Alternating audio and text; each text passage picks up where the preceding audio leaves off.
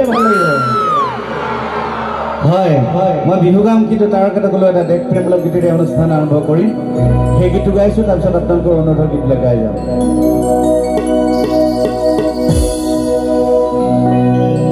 hello'